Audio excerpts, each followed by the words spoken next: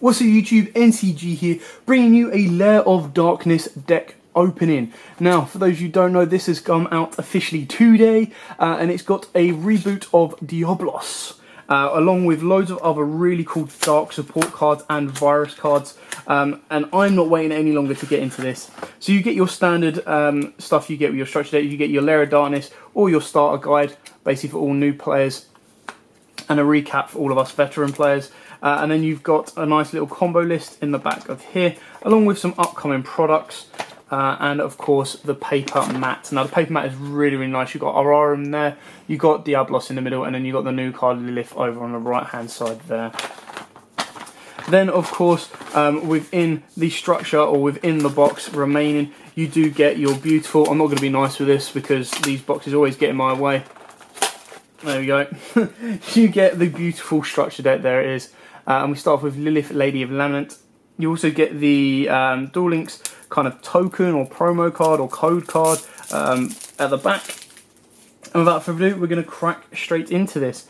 So you get Lilith, Lady of the Lament. I'll go through the new card's effects. If this card is normal summoned, its original attack becomes 1000. And then quick effect, you contribute 1 dark monster, reveal 3 normal traps from your deck. Your opponent randomly chooses 1 from for you to set on the field, and you shuffle the rest back into your deck. So it's a shame that it doesn't have the clause like you can activate this card, this card to turn it set. That'd be really, really busted. But regardless, looks awesome as a holo and a very, very nice card. The next Ultra is Darkest Diablos, Lord of the Lair. Very, very powerful boss monster. Not as good as Ultimate Conductor Tyranno. That's just a boss level on a different, a boss monster on a different level. But this is still very, very cool, because this card can't be tributed. So your opponent cannot tribute this face-up card on the field, and it cannot be targeted with card effects. You can only use each of the following effects of Darkest Diablos once per turn. If a dark monster you control is tributed, except during the damage step, you can special summon this card from your graveyard or hand, but it has to be in the graveyard when it was tributed. So basically you can't tribute off Diablos and then special summon back the exact same Diablos unless you've already got a Diablos engraved. You tribute 1 dark monster, your opponent, you can tribute 1 dark monster. Your opponent places 1 card from their hand or on either the top or bottom of their deck. So after you've deck deaded, let's say you've activated the virus, tribute off one of your monsters, burn out your opponent's spells or traps.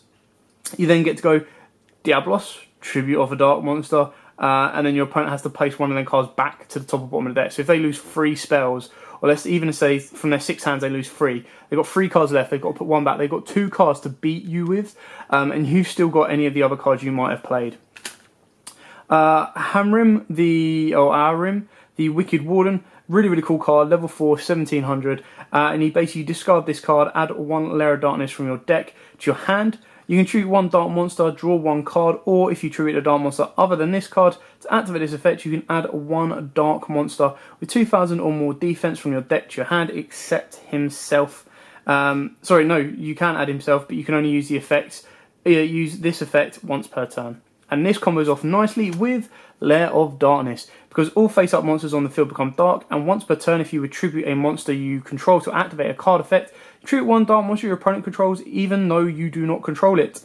Once per turn, during the end phase, special summon as many Torment tokens, Fiend, Dark, level 3, 1000 attack, 1000 defense as possible, to the turn player's field in defense position, up to the number of monsters tributed this turn while this card was face-up on the field. So it's kind of like a scapegoat in a sense as well. So that's really, really cool. And the last holo is Grinning Grey Virus. You tribute 1 dark monster with 3000 or less attack.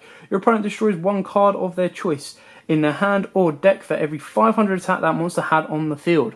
So let's put it this way. Your opponent has a Blue Eyes White Dragon. You've got the field spell in play. That Blue Eyes is now dark. You choose to tribute your opponent's Blue Eyes with Grinning Grey Virus, or even board. Let's go further than that. Let's say they've got Chaos Max on board, okay? You activate this, you tribute off their Chaos Max. They then have to get rid of 8 cards. They have to destroy 8 cards from their hand or deck. And then you tribute, if you tribute a monster with 2000 or more attack, which you would have if it's Chaos Max, to activate this card, you look at all cards your opponent draws until the end of their 3rd turn after this card's activation, and destroy all monsters among them. Cards destroyed and sent to the graveyard by this card's effect cannot activate their own effects the same turn. So even if they do Chaos Max and they go, cool, I'm going to get rid of the stone from my deck, I'm going to get rid of both the stones, they won't activate their effects, which is really, really cool. And then we've got Duke Shade, the Sinister Shadow Lord. Tribute any number of Dark Monsters, special summon this card from your hand. And if you do, it gains 500 attack for each monster you tributed. So again, you can even tribute off your opponent's Chaos Max, in example. If this card is normal or special summoned, you target one level 5 or higher Dark Monster in your graveyard, add it to your hand. You can only use each effect of Duke Shade, the Sinister Shadow Lord, once per turn. You cannot special summon monsters for the turn you activate this, except Dark. Doesn't really matter, that's all you're going to be doing anyway.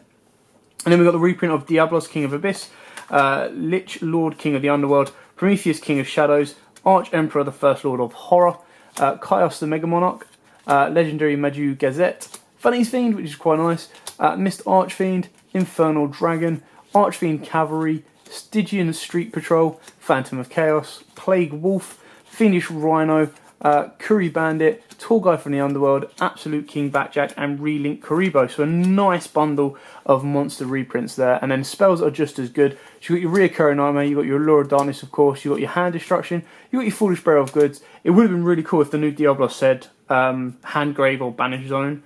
That would have been busted. Booty Trap, Fires of Doomsday, Veil of Darkness. And then the traps, you've got all the viruses, you've got your Crush card, your Deck Devi, your Eradicator, your Full Force. Then you've got Darklight, Trap of Darkness, Mind Crush, which is a nice little reprint, Rise to the Full, Curse of Darkness, Sinister Urishiro, I don't know. And then you get a Torment token, which again would have looked amazing in Super. Like, just imagine the little green just like illuminating. Would have been really cool. Anyway, and then you got your Duel Links token or code, however you want to use it. So that is it for the Lair of Darkness.